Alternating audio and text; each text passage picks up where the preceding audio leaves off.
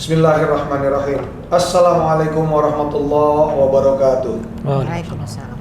Bismillahi walhamdulillah wa bihi nasta'in ala umuri dunya waddin. Wassalatu wassalamu ala Rasulillah Sayyidina Muhammadin wa ala alihi wa ashabihi ajma'in. Amma ba'du. Para tamu Allah yang berbahagia, yang insyaallah selalu senantiasa dirahmati oleh Allah Ta'ala. Jumpa lagi dengan podcast Melek Umroh. Pada episode kali ini insyaallah kami akan mengangkat tema, apa sih hasil daripada melakukan ibadah umroh, sehingga ibadah umroh yang sudah kita lakukan insyaallah tidak sia-sia, diterima oleh Allah Ta'ala, diberikan dan dikabulkan segala macam doa kita, hajat kita setelah melakukan ibadah umroh. Bersama saya kali ini lagi-lagi ada jagoan kita, Mak Len. Apa kabar Mak? Sehat-sehat Mak ya? Alhamdulillah. Alhamdulillah. Dan kebenaran dengan Ustadz Montero. Apa kabar Ustadz? Alhamdulillah sehat Bang. Alhamdulillah. Ketemu lagi Montero. kita ya. Dan Mak Len kali ini tanpa direncanakan kompak, warna yang sama. Hikmahnya adalah mengikatkan hati, iya. menyatukan Kok bisa hati, jadi bareng warnanya Bismillah. ungu? untuk benar-benar menyatukan hati, membawa dan melayani para tamu Allah pada saat melakukan ibadah umroh kelak insyaallah. Sehat ya Mak Len ya? Amin. Ustadz ya? Amin. Baik. Insyaallah. Para tamu Allah yang berbahagia, sebelum kami lanjut tema podcast pada kali ini, diskusi kita pada kali ini, izinkan saya mengingatkan bahwasannya Melek Umroh tidak hanya sekedar penyelenggara ibadah umroh, melainkan khusus pada bulan Juli ini sudah menerbangkan, insya Allah menerbangkan paket program umroh ramah lansia. Jadi bagi para calon tamu Allah, para saudara-saudaraku yang ingin menghadiahkan orang tuanya untuk beribadah di Tanah Suci, nggak usah khawatir, tidak usah bingung, tidak usah repot. Segera kontak Melek Umroh di nomor telepon, nomor WhatsApp ini.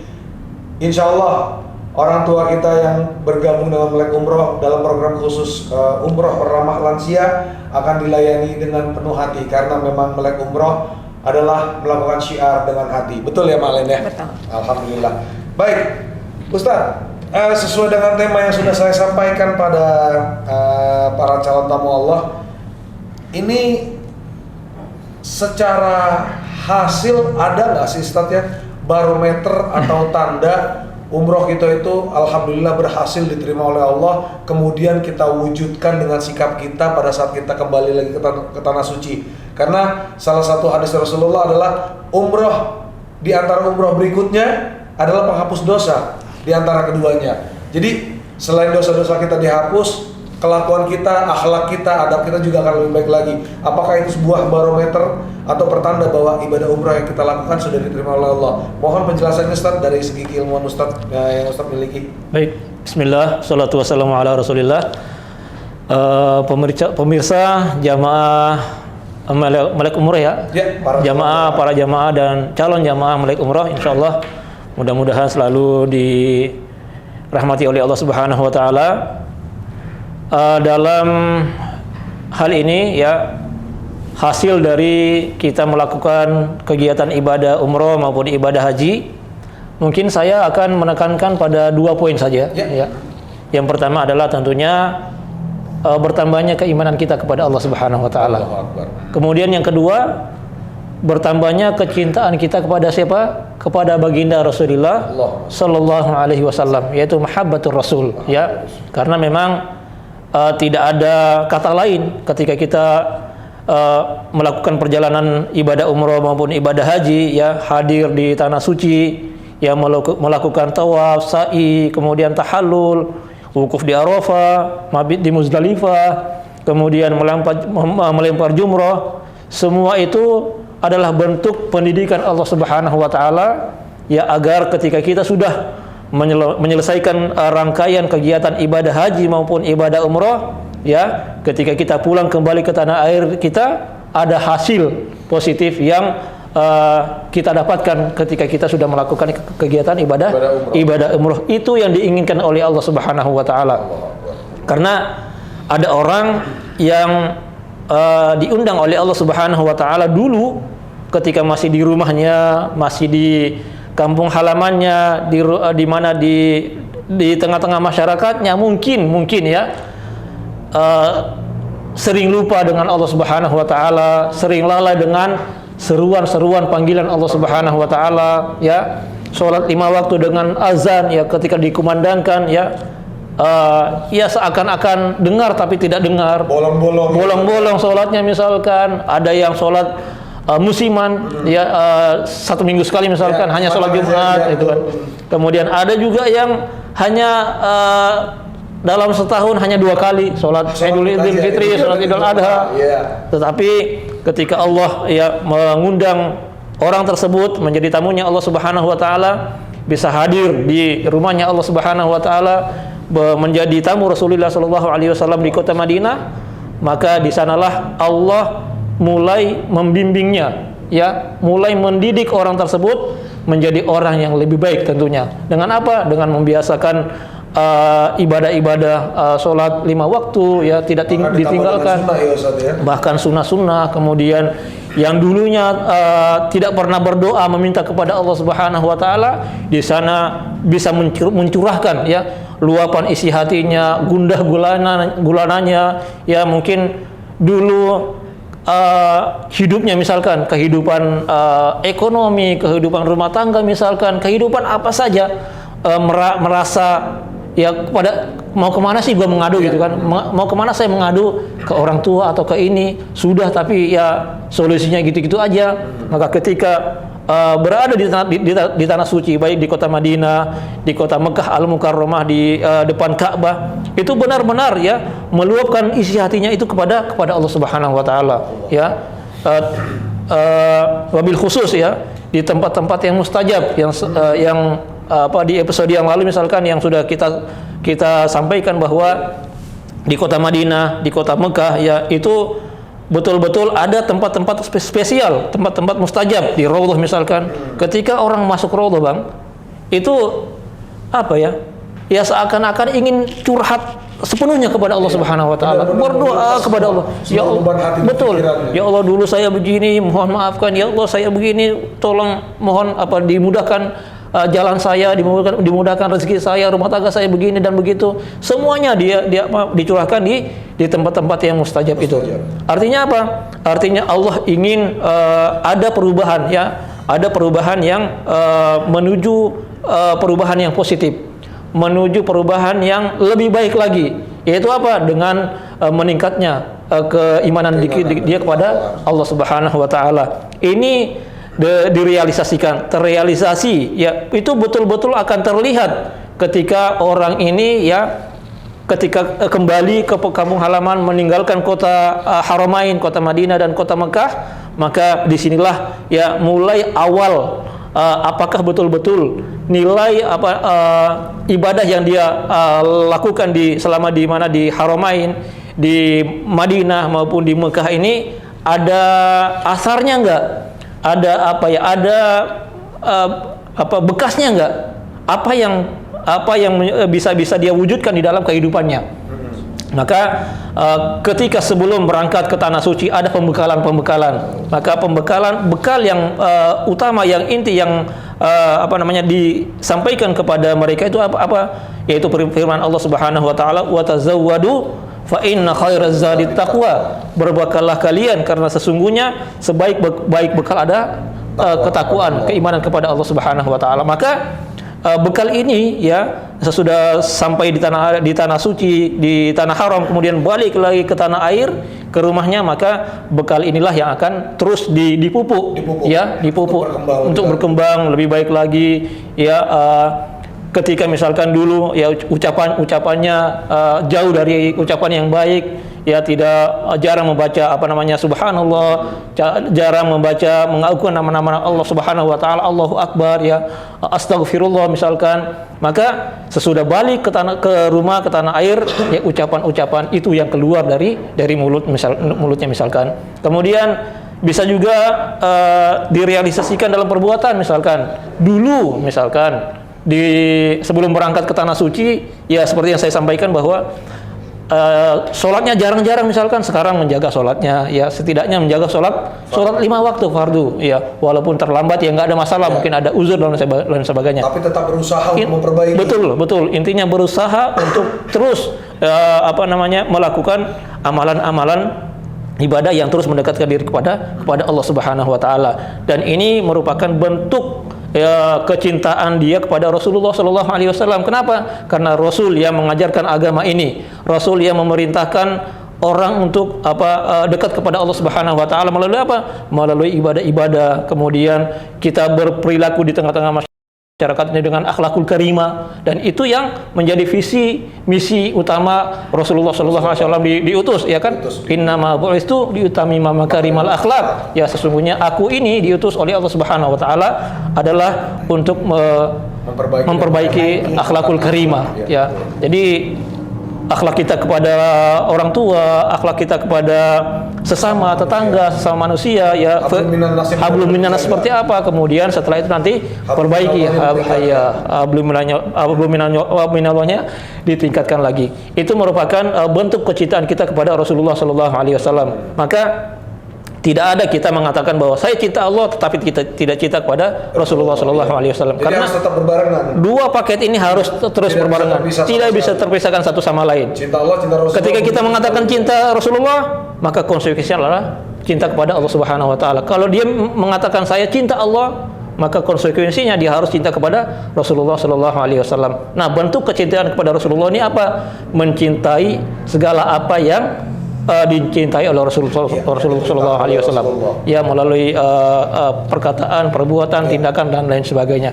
Itu adalah hasil, ya artinya 2 poin yang mungkin secara umum mewakili poin-poin yang lain, ya karena memang semua itu nanti turunannya adalah dari 2 poin ini, yaitu meningkatnya keimanan kita kepada Allah Subhanahu Wa Taala, ya ketakwaan kita kepada Allah Subhanahu Wa Taala, cinta kita kepada Rasulullah Sallallahu Alaihi Wasallam, itu mahabbatu Rasulullah Sallallahu Alaihi Wasallam. Saya ingin menutup statement saya ini dengan sebuah hadis, ayat dari firman Allah Subhanahu wa taala, in kuntum a'udzubillahi minasyaitonir rajim, bismillahirrahmanirrahim, qul in kuntum tuhibbunallaha fattabi'uni yuhibbukumullah. Katakanlah, kalau jika seandainya kalian beriman kepada Allah Subhanahu wa taala, mencintai Allah Subhanahu wa taala, maka konsekuensinya apa? Fattabi'uni, ikutilah aku, cintailah aku, ya maka Allah Subhanahu wa taala akan mencintai, ya habibukumullah, maka Allah akan mencintai kalian, meridhoi kalian, ya membimbing kalian ke jalan yang benar. Mudah-mudahan semua kita ini yang mendapatkan haji dan umroh yang makbulah, mabrurah, sebagaimana ya sabda Rasulullah Sallallahu Alaihi Wasallam, man hajja falam yarfus walam yafsuq raja'a ka yaumin waladathu ummuh. Barang siapa yang mengerjakan ibadah haji maupun ibadah umroh, ya tidak dalam keadaan fasik, kemudian tidak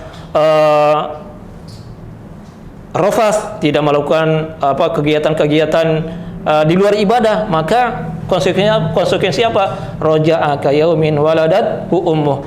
Dia kembali ke rumahnya sebagaimana bayi yang baru dilahirkan tanpa dosa. Itu yang kita inginkan. Mudah-mudahan Allah Subhanahu wa taala menerima ibadah umrah kita, menerima amal ibadah haji kita menjadi haji yang mabrur, sehingga kita mendapatkan surganya Allah Subhanahu wa taala. Amin amin ya rabbal alamin. Baik, para calon tamu Allah, penjelasan dari Ustadz Montero adalah beberapa pertanda ya Ustadz ya, bahwa insya Allah hasil yang dilakukan selama umroh, ibadah-ibadah yang dilakukan pada saat kita di Tanah Suci, begitu kita kembali ke Indonesia, kembali ke tanah air, dengan meningkatnya ketakwaan kita dan keimanan kita, mencintai Allah dan mencintai Rasulullah, itu adalah salah satu pertanda baik bahwasanya insya Allah amalan-amalan yang kita kerjakan dikabulkan di Tanah Suci. Amin. Berbicara mengenai amalan-amalan diterima, saya agak sedikit menyimpang sedikit mungkin ke Maklen ya, karena banyak orang-orang berharap, para calon jamaah berharap bahwa Tanah Suci adalah tempat dikabulnya segala macam doa, segala macam hajat. Nah ini saya mau tanya nih ke Maklen nih. Maklen ini sekarang sudah berkecimpung di dunia umroh itu udah belasan tahun ya Mak ya, mulai dari dari agent, kemudian prospek hingga closing, dan alhamdulillah Allah beri amanat sekarang bisa memiliki dan menjalankan sebuah perusahaan travel sendiri.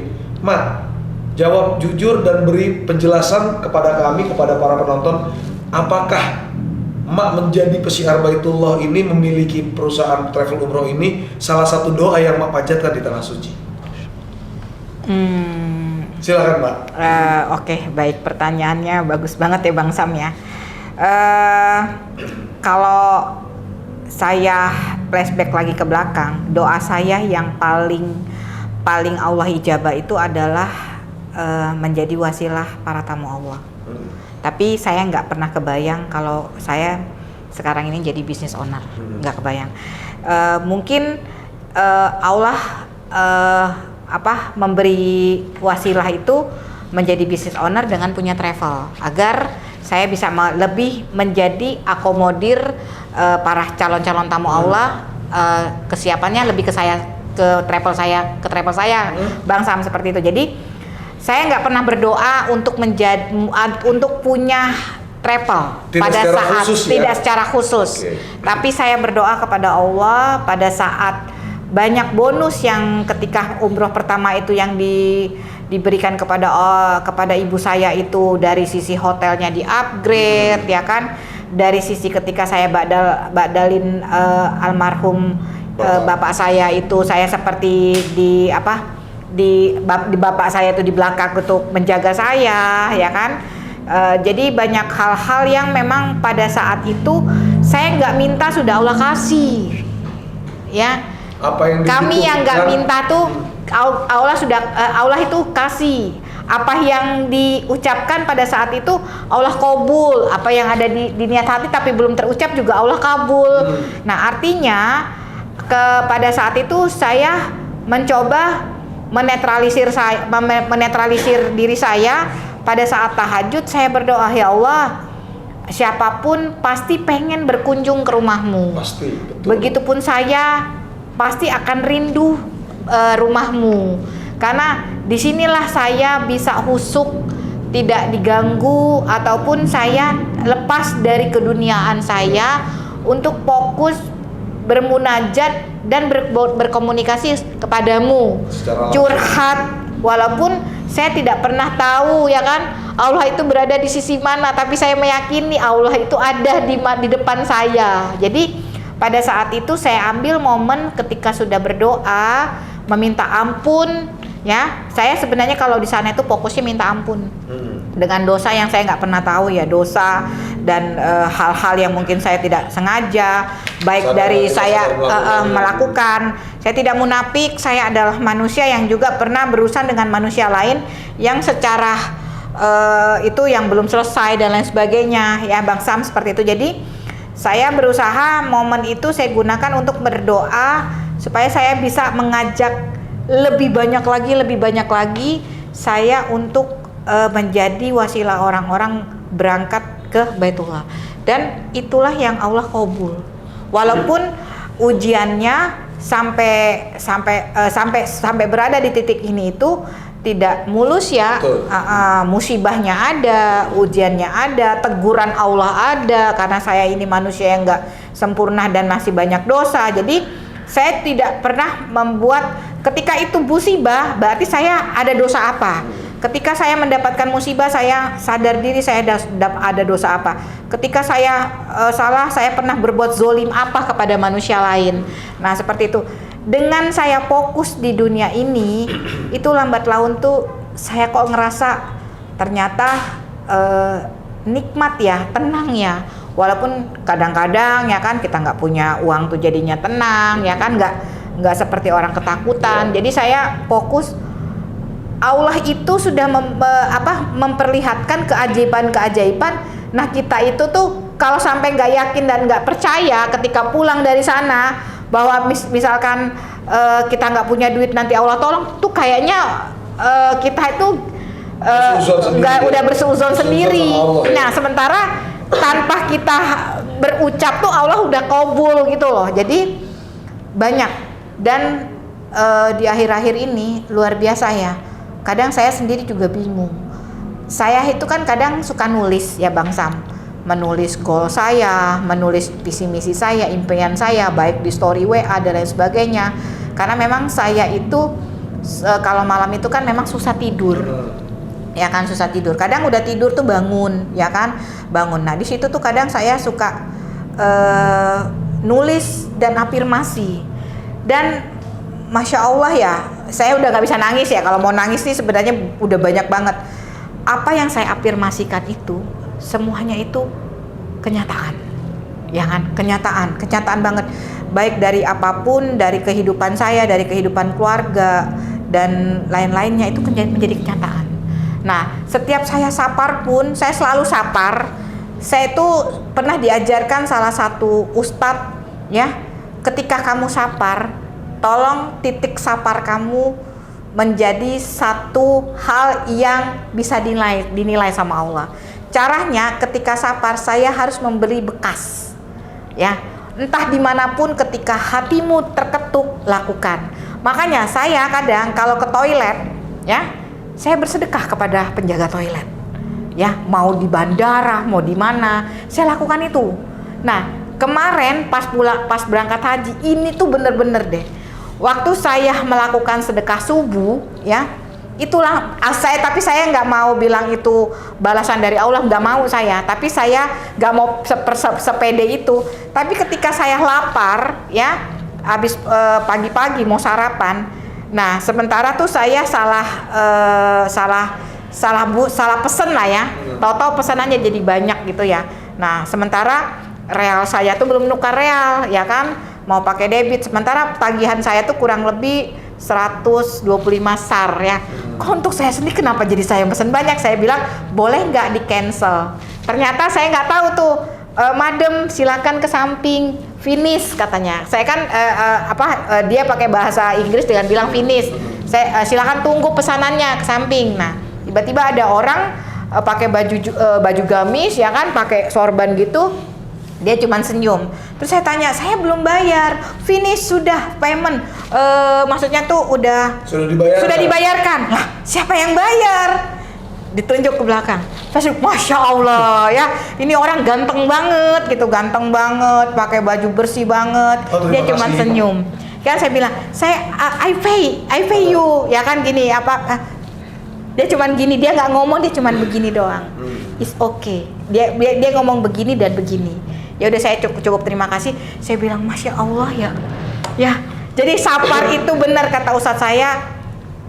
Taruhlah bekas titik di sapar kamu, meninggalkan bekas, agar bekas itulah yang dinilai sama Allah. Konotasi positif ya. Nah, jadi saya selalu ketika sapar Bismillah, bekas di mana yang saya tinggal agar saya menjadi satu celah kelancaran sapar saya. Jadi setiap sapar seperti itu. Jadi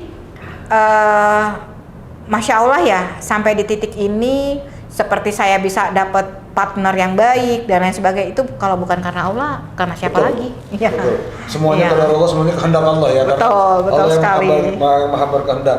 Luar biasa cerita Ma'len ini, para calon tamu Allah. Yang diminta satu, tapi Allah malah memberikan sampai dengan 10. Inilah ya Ustaz ya, dahsyatnya, keajaibannya, luar biasanya. Magnetnya Baitullah itu Masya Allah. Doa yang kita panjatkan di Baitullah, di Masjid Nabawi juga luar biasa. Jadi Allah sudah sangat memahami apa kebutuhan kita. Sebelum kita minta, Allah sudah memberikan. Bahkan dengan jalan yang tidak kita duga sama sekali.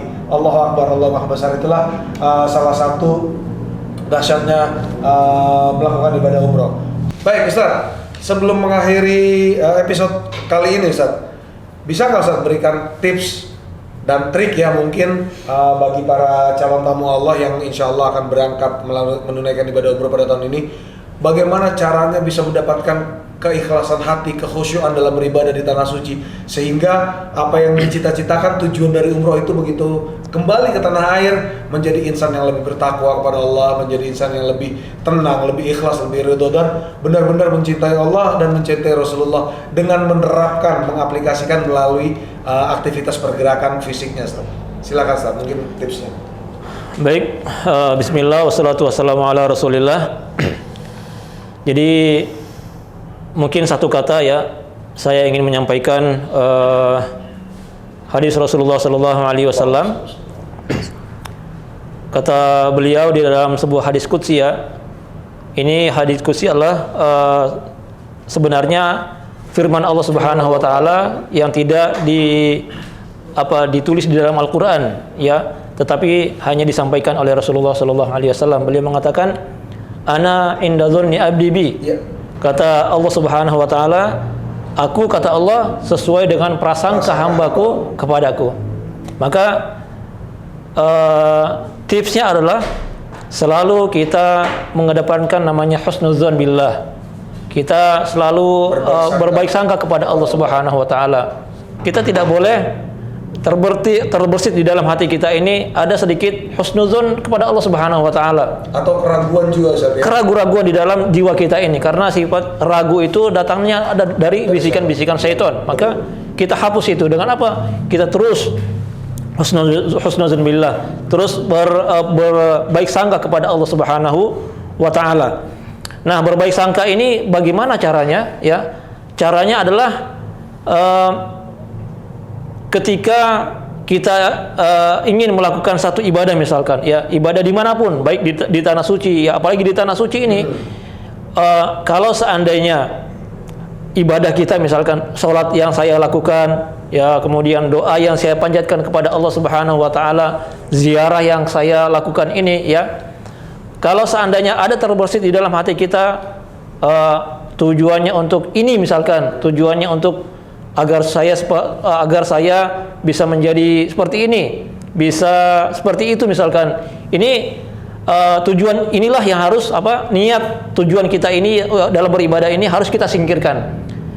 Poinnya adalah kita memohon ridho Allah Subhanahu wa taala, ikhlas ya ketika kita melakukan ibadah apapun ya ikhlas kepada Allah Subhanahu wa taala. Maka ketika kita sudah ikhlas, Allah Subhanahu wa taala akan memberikan reward atau pahala bonus sesuai dengan apa yang telah dijanjikan oleh Allah Subhanahu wa taala melalui lisan baginda Rasulullah sallallahu alaihi wasallam. Beliau mengatakan apa? Al-umratu ilal umrati kaffaratun lima bainahuma. Ya, umrah satu, pengerjaan umrah satu ke umrah berikutnya adalah penghapus dosa di antara keduanya. Artinya dosa apapun yang kita lakukan ya, ketika kita melakukan ibadah umrah, dalam ibadah umrah yang kita lakukan ini adalah poinnya kita ikhlas kepada Allah Subhanahu wa taala, tidak untuk tujuan yang lain, maka kebaikan-kebaikan di dalam kehidupan kita ini Allah Subhanahu wa taala akan hadirkan ya. Dulunya mungkin kita seret rezeki kita misalkan, maka dengan melakukan ibadah umrah ini, dengan wasilah kita melakukan ibadah umrah ini, Allah Subhanahu wa taala akan mencukupkan rezeki kita ya. Cukup itu kan relatif ya. Betul. Ya, masing-masing orang mungkin berbeda. Ya, ada yang diberi satu cukup, ada yang diberi dua baru cukup. Betul. Tergantung tingkatannya seperti apa. Karena belum tentu misalkan saya dikasih dua misalkan, itu saya mampu menampung dua ini. Mungkin bagi saya belum cukup, maka Allah Subhanahu wa taala cukup memberikan saya satu saja, maka cukup. Begitu juga dengan misalkan dengan abang, dengan mak lain misalkan, mungkin beliau bisa dikasih 5 misalkan, beliau bisa menampung 5 ini, mengolahnya seperti apa, maka sesuai dengan standar kapasitas yang Allah Subhanahu wa taala berikan kepada dia. Artinya itu artinya kecukupan. Kemudian janji Rasulullah sallallahu alaihi wasallam ya, barang siapa yang melakukan ibadah umroh ini, Allah Subhanahu wa taala akan hapuskan, akan hilangkan dosa-dosa yang telah dia lakukan selama ini. Catatannya adalah dosa-dosa kecil ya. Kalau dosa-dosa besar nanti ada tambahan-tambahannya ya, harus taubatan nasuha dan lain sebagainya itu. Treatmentnya berbeda ya. Iya, treatnya pastinya berbeda, Bang. Ya. Maka motivasinya selanjutnya adalah, Bang,